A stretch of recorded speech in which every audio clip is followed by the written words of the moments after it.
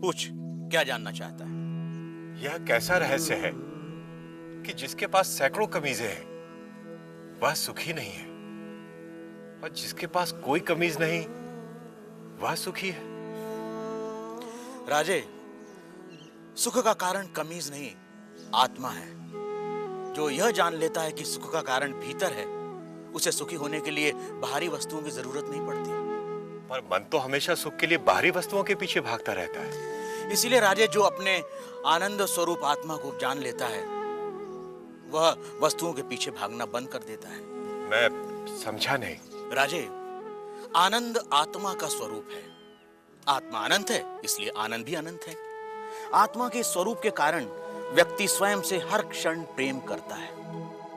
क्या कभी सोचा है कि व्यक्ति बूढ़ा हो जाता है, बीमार हो जाता है, इंद्रियां साथ छोड़ रही होती हैं, मौत द्वार खटखटा रही होती है, फिर भी आदमी जीना चाहता है?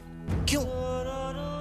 क्योंकि हर व्यक्ति स्वयं से हर क्षण हर समय प्रेम करता है। यदि दुख स्वयं का स्वरूप होता तो क्या मनुष्य कभी स्वयं से इतना प्रेम करता? कभी तुमने सोचा है कि कभी कभी आत्महत्या का विचार क्यों आता है? नहीं मालिक। क्या है आत्महत्या का विचार? क्यों भावना के वश में आदमी मन, बुद्धि और शरीर आदि को खत्म कर देना चाहता है? क्योंकि आत्महत्या का विचार भी आत्म प्रेम को ही व्यक्त करता है। जब व्यक्ति दुख और दुख देने वाली स्थितियों से छुटकारा नहीं देखता, तब वह अज्ञानता में आत्महत्या को ही दुखों से छुटकारा पाने का रास्ता समझता है। इतना है मनुष्य का स्वयं के प्रति प्रेम कि वह अपने अस्तित्व को भी समाप्त कर देना चाहता है। सुख भीतर है तो मनुष्य बाहर संसार के पीछे भागता क्यों है? क्योंकि वह स्वयं से प्रेम करता है। मनुष्य जिसकी भी अभिलाषा करता है, चाहे वह धन हो या वैभव, पत्नी, पति या पुत्र हो, वे सिर्फ उपकरण हैं जिनकी अभिलाषा मनुष्य स्वयं के सुख के लिए करता है। मनुष्य अपनी प्रियतम वस्तु या संबंधी को भी छोड़ देता है यदि वह वस्तु या वे संबंध दुख का कारण हो जाए। इसलिए मनुष्य सबसे अधिक स्वयं से प्रेम करता है। कोई भी व्यक्ति, चाहे वह संसार को पाने या संसार को छोड़ने की राह पर ही क्यों न चल रहा हो, वह स्वयं के लिए ही है। स्वयं के लिए इतना प्रेम कि या तो सारा संसार या संसार नहीं। स्वयं के प्रति इतना प्रेम ही आत्मा के सुख स्वरूप का प्रमाण है। यदि ऐसा नहीं होता तो मनुष्य दुखों से प्रेम करता। क्योंकि अज्ञानतावश हम अपने आनंद स्वरूप को नहीं जानते, इसलिए इस आशा में संसार और वस्तुओं के पीछे भागते रहते हैं कि वह हमें छोटे छोटे सुख देगी। यह ठीक वैसा ही है कि जो सुखों का स्वामी है, राजा है, वह खुद को भिखारी समझ दूसरों से इसकी उम्मीद करता है।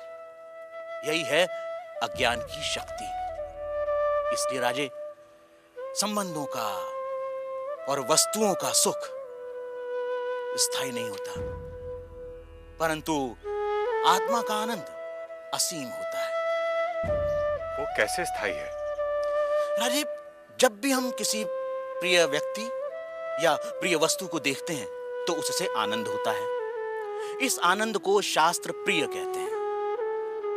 और जब हम उस वस्तु को पा लेते हैं या उस व्यक्ति से मिल लेते हैं, तब वह आनंद कई गुना बढ़ जाता है। उसे मोद कहते हैं।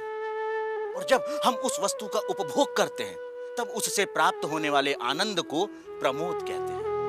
परंतु जैसे ही हम उस व्यक्ति या उस वस्तु से अलग हो जाते हैं, वह आनंद भी समाप्त हो जाता है। इसलिए राजे, वस्तुओं का आनंद, व्यक्तियों का आनंद स्थायी नहीं होता, परंतु आत्मा का आनंद स्थायी और अनंत होता है।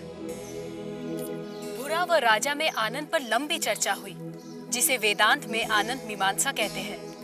सात्विक आनंद, राजसिक आनंद, तामसिक आनंद से लेकर अलग अलग प्राणियों और अवस्थाओं में आनंद की अनुभूति और उसके कारणों की बुरा ने मीमांसा की। पर अंत में राजा ने वह प्रश्न किया जो इस समय हम सबके मन में है। आर्य, यदि मैं ही आत्मा हूं और आत्मा का आनंद स्थान, समय, जन्म, शरीर, मन, बुद्धि और बाहर की किसी भी वस्तु से स्वतंत्र होता है, तो मैं अनंत, असीमित और पूर्ण आनंद का अनुभव क्यों नहीं कर पाता? राजे, यदि तुम अपनी आंखें बंद करोगे तो अंधेरा ही दिखाई देगा। जब तक तुम शरीर, मन, बुद्धि, संसार, वस्तुएं, रस, भाव और विचारों की ओर ही देखोगे, तब तक तुम उस अनंत, असीमित और पूर्ण का अनुभव नहीं कर सकोगे। इसमें गलती आत्मा की नहीं, हमारे दृष्टिकोण की है। इसलिए राजा, यदि सुख चाहते हो तो बाहर नहीं, भीतर देखो।